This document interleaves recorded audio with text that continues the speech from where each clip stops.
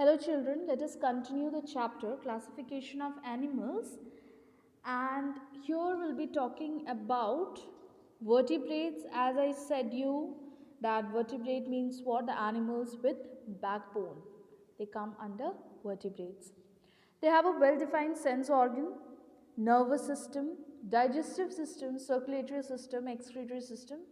So all the systems are well developed and they function properly.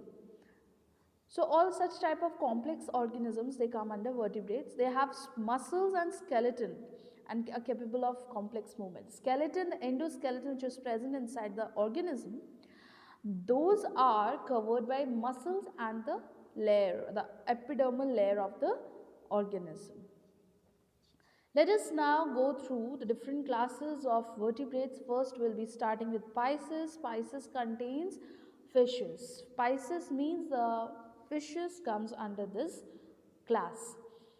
When we talk about fish, we always remember that the fish, they have gills to breathe. They do not have lungs. If we see this structure, we can see that the gill cover, the operculum, is present just near the head of the organism, through which they take in water and along with the oxygen, and throw out water along with carbon dioxide.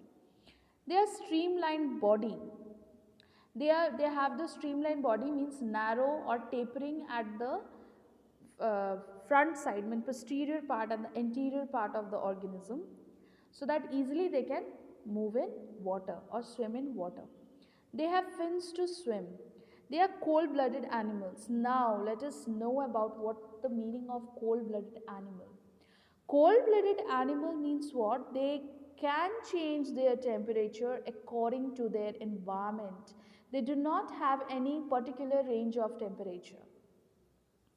So, the organism which can change their temperature, their body temperature, according to the environment, they maintain their temperature, that is named as cold blooded animals, and they lay eggs. So, such kind of organism, like the organisms which comes under fish, they are the Pisces. Now we'll be talking about class Amphibia. Amphi means both, bios means life. Means what? The organism which can stay both in water and on land, can survive both in water and on land, then such kind of organisms are named as amphibia. These amphibia, the larval stage of these amphibia, that they spend it in water, means the eggs they lay in water, they get hatched in water, and the larval stage of these organism, or the like young stage of these younger organisms, they stay in water. Okay, now in water they breathe through their skin, and on land they breathe through their lungs, means they have a developed lungs also. So when they come on land they breathe through their lungs, and when they are in water they breathe through their skin. Such type of respiration is known as cutaneous respiration. These organisms, these are cold blooded animals, means again they can change their body temperature according to their environment. They lay eggs, so the examples may be frog and salamander. So you can see the organisms here which stay both in water and on land. They have a slimy surface, means the skin is very slippery, like, and very slimy surface they have, wet surface, so that easily they can breathe through their skin inside the water. Now we'll be talking about reptilia. Class reptilia. Reptilia means creep.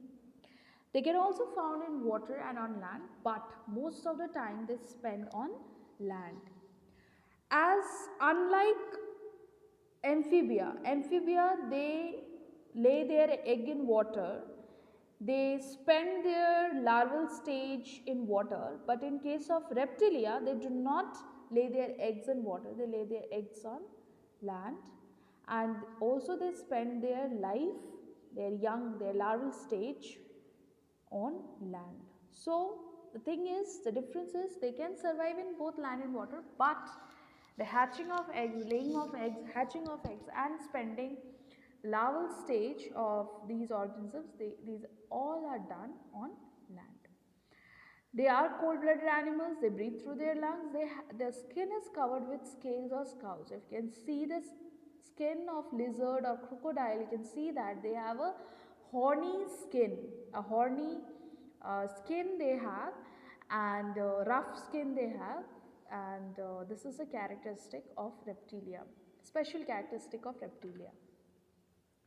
Now we'll be talking about the next type of organism, that is aves, class aves. Mostly birds comes under aves.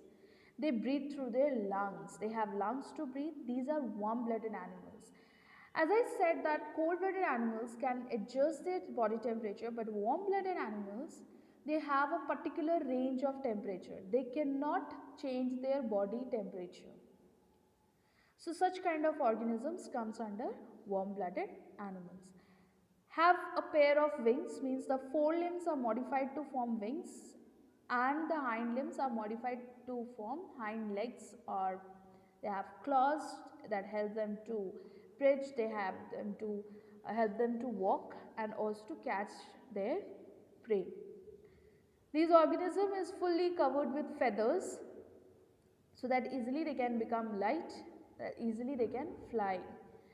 They lay egg, they have beaks, they do not have teeth. There are some animals, some birds which cannot fly. Such kind of birds are named as flightless birds. Now coming under the class mammals or mammalia. They have mammary glands to feed their babies with milk, mammary gland filled with milk that helps their babies to feed, give birth to their young ones. These 2 points are the special characteristics of class Mammalia. They are warm-blooded animals and they have well-developed brain and sensory organs. They have 4 pairs of legs, 2 forelimbs and 2 hind limbs. Human, horse, bear, tiger, kangaroo, whale, dolphin, these all comes under mammals because they have lungs to breathe, they have mammary glands and the body is covered with hair. So these are the classes of vertebrates. In our next video, we'll be talking about classification based on various other fields.